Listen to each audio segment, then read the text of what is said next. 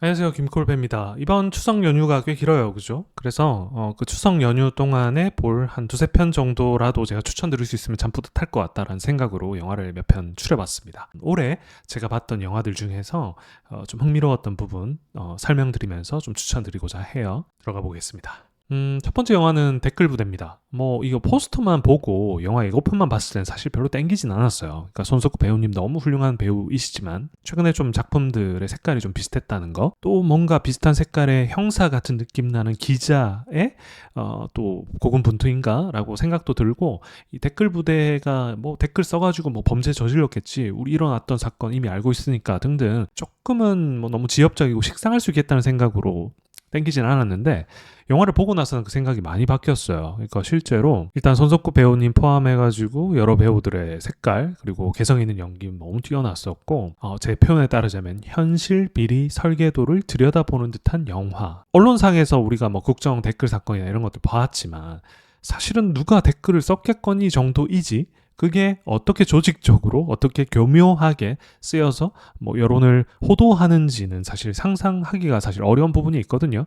근데 굉장히 디테일하고 속도감 있게, 그리고 나름의 저는 개인적으로 설득력 있게 이게 영화가 비춰지다 보니까 결코 우습게 볼 수 있는 내용이 아니거니와 영화적으로도 훌륭하게 좀 다뤄졌다는 생각이 들었어요. 그리고 특히 마지막으로 갈수록 반전도 나름 있고, 그 반전을 대하는 주인공 선석구 배우의 태도, 행동 이런 것도 저는 울림이 있었어요. 그래서 누군가는 열린 결말이라고 해서 호불호가 많이 갈리긴 하더라고요. 근데 저는 영화 보면서 사실 좀 선명했던 것 같아요. 그러니까 이렇게 해서 일어난 거지, 그럼 저런 뜻을 하는구나로 좀 받아들여졌던 영화이다 보니까 저는 나름 클리어했던 터라 추천을 드리고 싶었거든요. 그래서 추석 때 조금 이렇게 몰입감 있게, 현실이 워낙 지금 각박하니까 그 현실이 저렇게 아주 치밀한 공작으로 일어났겠구나를 좀 따라가 보시면서 보는 거, 나름의 또 재미가 있을 거라고 생각을 해서 첫 번째 영화로 추천을 드립니다. 넷플릭스에서 보실 수 있어요. 자, 두 번째 영화는, 이 제목이 좀 길어가지고, 나는 내일 어제 너와 만난다. 역시 넷플릭스에서 볼 수 있고, 이 영화를 꼽은 이유는 제가 적기로는 소중한 사람에 대한 소중한 관점의 회복. 그러니까 오랜만에 가족들 모이잖아요, 그죠? 내 옆에 오래 있고 한 가족들, 그리고 오랜만에 보는 가족들, 나에게는 소중한 의미가 있는 사람들이겠죠.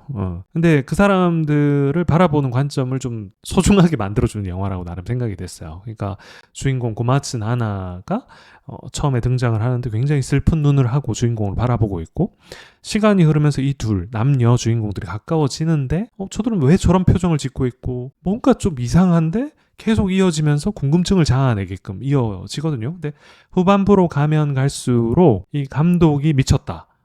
이 감독이 짜놓은 다소 현실성 없는 세계관이긴 하지만, 그걸 한번 탁 장착이 돼가지고 동의를 하는 순간, 와, 어떻게 이런 세계관을 만든 거야? 라는 생각이 들면서 영화를 한 번 더 돌려보게 되더라고요. 아, 이런 세계관이었기 때문에 초반에 저런 주인공들이 저런 표정을 지었고 저런 행동을 했고, 후반부로 가면서 이게 이렇게 되는구나. 제가 이 세계관을 말씀을 드리면은 정말 큰 재미를 뺏는 게 되기 때문에 말씀은 못 드리지만, 사랑하는 사람들이 정말 소중하게 느껴지는 우리 인생에 대한 이야기를 담고 있는 얘기라고 저는 생각을 했어요. 그래서 요거는 꼭 남녀 연인이 아니더라도 그냥 우리 가족들을 대하는 태도이기도 할 수 있겠다는 생각이 들면서, 이 영화는 좀 몽글몽글해지고 싶으신 분들, 추석 때 인간적 나의 인간애, 가족애를 한번 회복해보고 싶으시다라고 하는 분들에게 추천드린 영화입니다. 세 번째 영화는 두 교황이에요. 역시 넷플릭스에서 볼 수 있고, 제가 또 나름 한 줄 적어본 거에 따르면 보수와 진보의 진면모를 다시금 확인하고 싶다면 점점점이라고 썼어요. 어느 순간 우리가 너무 보수나 진보를 참칭하는 사람들 속에서 많이 살다 보니까 이 개념 자체도 헷갈리고 뭐가 진정한 개념이지에 대한 감각조차도 좀 흐려지는 게 사실인 것 같거든요. 근데 이 영화에 등장하는 두 교황, 지금 보시는 이 그림에서 보시는 두 교황이 교황 교체기에 서로 나누는 대화들, 그러니까 흰색 옷을 입으신 분은 보수, 그 검은색 옷을 입으신 분은 이제 진보를 상징하는데, 두 사람이 아주 다소 깊을 수 있는 이 주제에 대해서 현재 각자의 상황, 각자의 생각에 맞춰서 말을 하는 과정들이 나름 굉장히 설득력 있고 인간적으로 느껴지게끔 그려져요. 너무 무거운 주제이긴 하지만 뭐 피자 먹으면서 가볍게 얘기를 하고 축구 경기 보면서 얘기를 하고 그냥 한낱 인간인 거죠. 그 인간끼리 이 거대한 담론들을 하는데 저게 보수였지, 저게 진보였지, 각자의 이유와 타당성이 있는 거였지. 워낙 지금 혼란한 이 우리나라 상황상 이런 걸 한번 보시면 정화가 되면서 그 관점으로 한번 지금의 세태를 좀 바라보실 수 있는 계기가 되지 않나. 기준점 한번, 0점 조절 한번 제대로 다시 하고 가는 계기가 이 영화를 통해서 가능하지 않나라는 생각을 합니다. 뭐 좀 개인적으로 이걸 좀 과장해서 생각을 펼쳐본 거일 수도 있지만 잔잔하지만 울림 있는 요 영화를 통해서 우리 한번 사회를 바라보는 관점을 재조정하자는 측면에서 한번 영화를 추천드립니다. 두 영화 한번 꼭 보시길 추천드려요.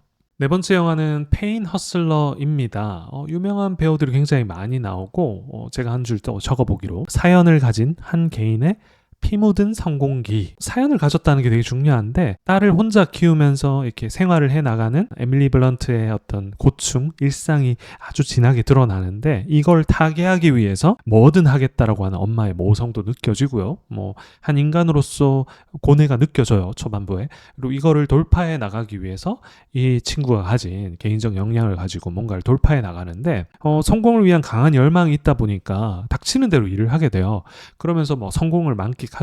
그런데 이 성공이라고 하는 게 결코 개인의 달콤함만으로 끝나는 것이 아니라 사회 구조적으로 뭔가 피를 불러일으키고 뭔가 피해를 불러일으키는 구조로 흘러가거든요. 그러면서 파멸로까지도 가게 될지 모르는 위기에 맞닥뜨리게 됩니다. 이때 개인의 선택은 어떨 것인가? 비슷한 플롯의 영화들이 되게 많잖아요. 근데 이런 영화의 공통점은 아주 어려웠던 그 주인공한테 몰입을 해가지고 동화가 돼가지고 막 이렇게 이게 성공하길 바라는 그 과정. 근데 그 과정 속에 성공을 했을 때 쾌감. 근데 이게 무너질지 모른다라고 하는 두려움. 하지만 무너지는 게 맞는데? 라고 하는 가치 혼란. 이런 플롯상의 재미를 아주 충실히 속도감 있게 풀어낸 영화라고 저는 생각이 되더라고요. 그리고 예전에 제가 화이자라는 회사에서 근무를 했다 보니까 제약회사가 구조적으로 일으킬 수밖에 없는 사회적인 어떤 안 좋은 점들, 거기서의 한 개인의 고뇌 이런 것들이 충분히 담겨 있다라는 측면에서 개인의 어떤 아주 피 묻은 성공기를 한번 보고 싶다라고 하는 분들은 재밌게 한번 2시간 정도 보실 수 있는 영화라고 생각이 됩니다. 그래서 추천을 드리고요. 그리고 다음 영화는 뭐 비록 넷플릭스는 아니지만 쿠팡 왓챠에서 단품으로 보실 수 있는 영화인데 요즘 뭐 기술 AI 워낙 많이 등장을 하잖아요. 그리고 뭐 디스토피아를 그리는 영화도 되게 많지만 이러한 기술이 정점에 다다른 기술이 오히려 인간다울 수 있지 않을까라는 화두를 저는 던지고 있다는 생각이 드는 영화였어요. 뭐 보는 사람에 따라서 관점은 다를 수 있겠지만 저는 굉장히 따뜻했고 기술이 발전하면 이런 식으로 발전하면 저런 미래는 한번 살아보고 싶다라는 생각이 전 들더라고요. 그리고 뭐 인간다운 게 뭐지? 저렇게 발전한 AI로 만들어진 저 좌측 하단에 있는 저 옆모습에 아마 양일 거예요. 이 로봇인데 이 사람을 인간이 아니라고 할 수 있나? 라고 하는 인간이라는 존재 뭐지? 라는 근원적인 질문도 스스로에게 던져볼 수 있고 기술이나 이런 것과 맞물린 미래상을 한 번 더 그려볼 수 있는 미래에 관심이 많으신 분들이라면 이 영화 한번 보시면은 아주 이전에는 겪어보지 못했던 다양한 감정을 한번 느끼실 수 있을 것 같아요. 그래서 추천드리고요. 다음 영화는 프리가이입니다. 라이언 레이놀스 너무 좋아 라는 분들 그리고 근사한 어떤 게임의 세계관이 영화화된 게 어디까지 갈 수 있나 퀄리티적인 면에서 그런 거를 좀 아주 재밌게 진짜 재밌게 시간 가는 줄 모르고 볼 수 있다라고 저는 생각을 해요. 포스터만 보면 약간 B급 뭐 오락 영화처럼 비춰질 수도 있잖아요. 근데 굉장히 이 영화 퀄리티가 높습니다. 그리고 보는 내내 저는 아내하고 너무 정말 기발하다. 어떻게 저런 생각으로 저렇게 시각적으로 구현하지 등등 놀라움을 계속 내뱉으면서 봤어요. 시간 가는 줄 모릅니다. 그리고 라이언 레이놀스 특히 좋아하시는 분들은 반드시 보셨으면 하는 영화 프리가이. 제목조차도 좀 가벼워요. 그죠? 그렇지만 꼭 보셨으면 좋겠다. 쿠팡 시리즈온 단품으로 있는 영화니까 한번 보시길 추천드립니다.